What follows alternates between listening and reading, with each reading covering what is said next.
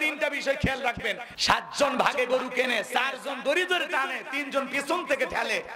এমন গরু কিনে নিয়ে আসে যেই গরুর উপরে বয়স্ক ভাতা ওয়াজিব। কুরবানির দিনে কুরবানির স্থান পর্যন্ত হাঁটে যাওয়ার শক্তি নাই, কোলে করে নিয়ে যায়।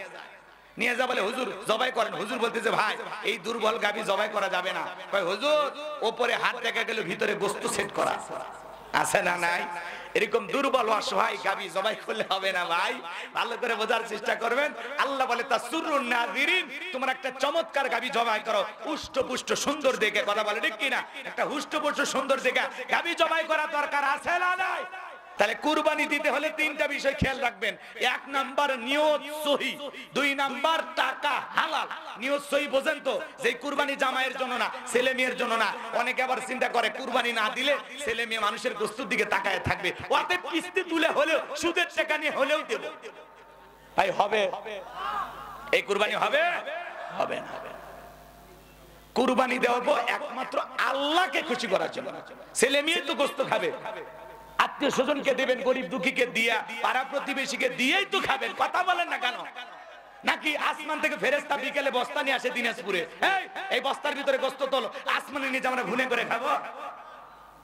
তাহলে আপনি তো খাবেন, আগেই খাওয়ার নিয়ম। হাই রে মুসলমান, গরু নিয়ে আসে হিসাব করে, এই যে সুটের যে গোশত, এটা কি কোন আপনারা? ষাঁড় গরুর থাকে এই জায়গায় চুট চুট গোয়াস বিভিন্ন জায়গায় নানান কিছু বলে, এই গোশতটা খুব টেস্ট। মুসলমান আল্লাহ যেন হেদায়েত দান করেন, জোরে বলুন আমিন। 1 নাম্বার কি বললাম? নিয়ত সহি, যে কুরবানি আল্লাহর জন্য। 2 নাম্বার টাকা হালাল, ইনকামটা হালাল হওয়া লাগবে, বৈধ ইনকাম। কথা কন না কেন? 3 নাম্বার নামাজি হয়ে তারপরে কুরবানি করবেন। আল্লাহ কি বলতেছেন? ফাসাল্লি লিরাব্বিকা ওয়ানহার, আগে নামাজ পড়ো তারপরে কুরবানি করো। কথা বলে ঠিক কি না? আমরা সুদখোর, ঘুষখোর, বেনামাজি সবার সাথে কুরবানি দেই। কথা কোন ঠিক কি না? আছে না নাই? আল্লাহ যেন আমাদের সবাইকে আল্লাহকে রাজি খুশি করার জন্য কুরবানি দেওয়ার তৌফিক দান করেন, জোরে বলেন আমিন। এইবার 3 নাম্বার আয়াত মনে আছে না নাই? আল্লাহ রাব্বুল আলামিন বলেন ইন্না শানিয়া কাহুয়াল আবতার। বলেন আল্লাহু আকবার। আমার আল্লাহ দিকে বলে নবী গো, যারা আপনাকে লেসকানারির বংশ বলে, আপনার সন্তানগুলো মারা গেছে, ওই আবুল হাবুদ বা সাইবার সমালোচনা করে, নবী আপনি মন খারাপ করবেন না। আপনার কোটি কোটি রুহানি সন্তানকে আমি আল্লাহ দুনিয়ার জমিনে পাঠাবো। নবী গো, আপনার ছোট্ট সন্তানগুলোকে শিশুকালে আমি আল্লাহ নিয়েছি, ও নবী কষ্ট নেবেন না, মন খারাপ করবেন না।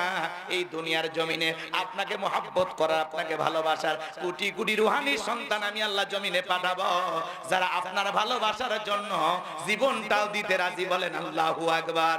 আমরা রাসূলের রুহানি সন্তান। তামাম পৃথিবী বর্তমানে এদিক খেয়াল করেন 200 কোটি মুসলমান, আমরা সবাই রাসূলের রুহানি সন্তান। ওই ফ্রান্সের জালেমেরা যখন কাটুম প্রদর্শন করলো, তামাম পৃথিবীর মুসলমানেরা ঐক্যবদ্ধ হয়ে যখন আন্দোলন করলো, ওই জালেমেরা দেয়াল থেকে কাটুম নামাইতে বাধ্য হয়েছিল। কথা বলেন ঠিক কি না? নবীজির অপমানে যদি না কাঁদে তোমার মন, মুসলিম নই তুমি মুনাফিক, নবীজির দুশমন। এই ফ্রান্সের লোকেরা কার্টুন প্রদর্শন কেন করে? মনে রাখবেন, নবীকে গালি দেবে যারা, অবৈধভাবে দুনিয়াতে জন্ম হয়েছে তারা। নবীকে যারাই গালি দেবে ওদের জন্মের ঠিক নাই। নবীকে গালি দিয়েছিল ওলীদ বিন মুগীরা, নবীকে অকাত্য ভাষায় গালিগালাজ করতেছিল। আল্লাহ আসমান থেকে আর সহ্য করতে পারলেন না, আয়াতে কারিমা নাজিল করে জানায়া দিলেন উতুল্লিম বাদা যালিকা জানিম। নবী গো, এই ওলীদ বিন মুগীরা হলো পিতৃ পরিচয়হীন জারর সন্তান, এর জন্মের ঠিক নাই। নবীকে গালি দেয়। নবীর চাইতে ভালো মানুষ আল্লাহর দুনিয়াতে আর কেউ আছে? যে নবী 63 বছরে একটি মিথ্যা কথা বলেননি, যে নবীর চরিত্রের সার্টিফিকেট আল্লাহ দিয়ে বলেন ওয়া ইন্নাকা লাআলা খুলুকিন আযীম। নবী হলেন পুত পবিত্র মহান চরিত্রের অধিকারী। আরবিতে আযীম এমন একটি শব্দ যার গভীরতা মাপা যায় না।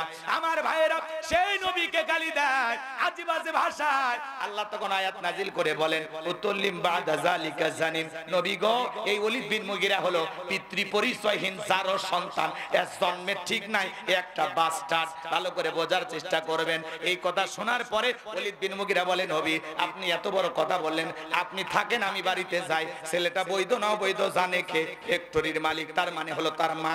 কথা কয় না? বাপ কিন্তু জানে না, মা জানে। কথা কয় না, ভালো করে বুঝবেন। এইবার ওলীদ বিন মুগীরা তার মায়ের কাছে চলে গেল। তার মায়ের নাম ছিল ঝর্ণা। কথা কি বুঝতে পারছেন? যায় বলে, ও মা, আমার নবী আমাকে বলেছেন উতুল্লিম বাদা যালিকা জানিম। ভালো করে বলো তো মা, আমি কি আসলে জন্মে আমার সমস্যা আছে? নবী আমাকে বলেছেন আমার নাকি জন্মে ঠিক নাই। ও মা ঝর্ণা, তাড়াতাড়ি করে সত্যি কথা বলবি মা, মিথ্যা কথা বলবি না। ওলীদ বিন মুগীরার মা মনে মনে ভাবতেছে, এত গোপন খবর নবী জানলো কেমনে? নবী তো জানতেন না, নবীকে জানিয়ে দিয়েছেন তিনি কে? আরেকটু জোরে বলেন। আমার ভাইয়েরা, ওলীদ বিন মুগীরার মা বলতেছে, বাবা যা বলবো সত্য বলবো, আমারও বয়স হয়ে গেছে। এইবার গভীর মনোযোগ দিয়ে শোনেন। ওলীদ বিন মুগীরার মা বলতেছে, বাবা তোর বাবা ব্যবসা বাণিজ্যের কাজে এতটাই ব্যস্ত থাকতো, তোর বাবা ব্যবসা বোঝে, টাকা চেনে, তোর মায়ের মন বোঝে না। আমার যৌবনের সোনালী দিনগুলো চলে যায়, তোর বাবা আমার দিকে ফিরেও তাকায় না। বাড়ির আশেপাশে দেখতেছিলাম তোর চাচা ঘুরঘুর করতেছে। দেখবেন ভাই যখন বিদেশে থাকে, এলাকায় দেবর রামদানি কমে না ভরে, ওরা বাড়ির ধারে এসে স্লোগান দেয়, ভাবি ভাইয়া তোমার বর, আমি যে দেবর, ভেবে দেখো ভাবি কার কত দাবি। ভাই গেছে মালয়েশিয়ায়, আমি তো দেশে আসি।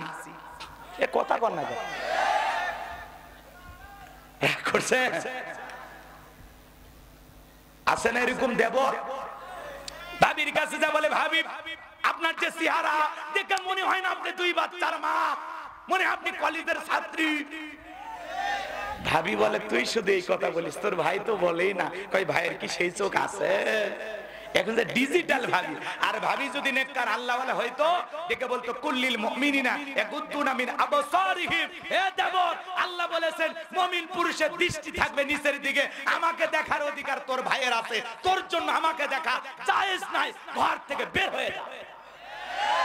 আর ডিজিটাল ভাবি বলে, তুই তো ভাবিকে ভুলেই যাস রে। কথা কয় না। মা বোন যারা বসে আছেন, মা এই যে কর্তৃপক্ষের লোকেরা হুজুর একটু মহিলাদের ওয়াজ কইরেন। আসলে ওয়াজ তো সাজানি আছে, জায়গা মতো যাওয়া লাগবে, তো এত অস্থির হলে হবে? হ্যাঁ, সব রেডি করা আছে। এদিক খেয়াল করে মহিলা মা বোন যারা বসে আছেন, মা দুইটা পুরুষ হইতে সাবধান, একটা দেবর আর একটা দুলাভাই। এরা হলো মৃত্যু তুল্য হাদিসের ভাষায়। এদেরকে বিষাক্ত সাপের সাথে তুলনা করা হয়েছে। কথা কয় না, এরা বিষাক্ত সাপের চাইতেও ভয়ঙ্কর। দেবর আর দুলাভাই, কথা বোঝেন নাই মনে? এই দুলাভাই বাড়িতে আসছে, এই শাশুড়িরা হলো এক নাম্বার খারাপ। এই ডিজিটাল শাশুড়ি কি করে? খাবারের প্লেটে ফল ফুড দিয়ে সাজাইয়া তার 14 বছর 16 বছরের যুবতী মেয়েটাকে বলে, মা এই ফলের প্লেটটা, খাবারের প্লেটটা তোর দুলাভাইকে দিয়া। বলেন তো এই যুবতী শালী দুলাভাইয়ের সামনে যাওয়া জায়েজ না হারাম? কথা কয় না, জায়েজ না হারাম?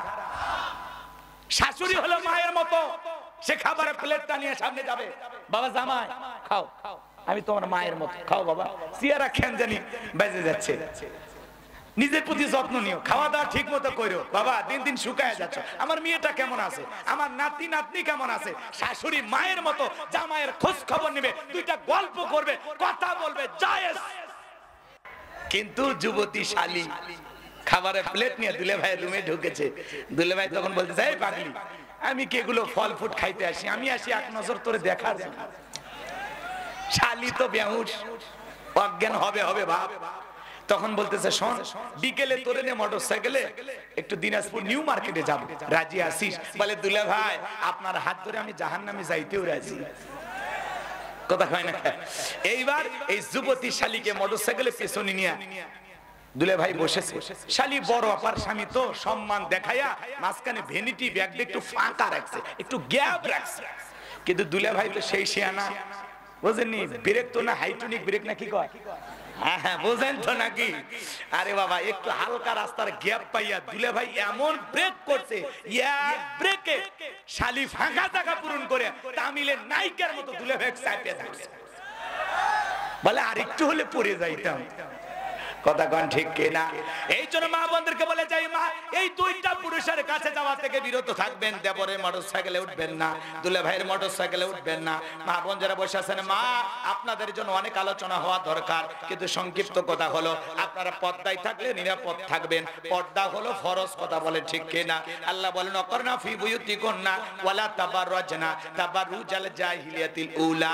নারীরা তোমরা ঘরের ভিতর অবস্থান করো, খবরদার জাহিলিয়াতি যুগের মেয়েদের মতো নোংরা অশ্লীল পোশাক পরে নিজের দেহকে প্রদর্শন করো না। নারীরা পর্দায় থাকলে নিরাপদ থাকবে। পর্দা নারীর সিকিউরিটি দিবে, নিরাপত্তা দিবে। পর্দাশীল নারীর উপরে আল্লাহর রহমত নাজিল হবে। হিজাব পর্দা হলো প্রত্যেকটা নারীর অহংকার।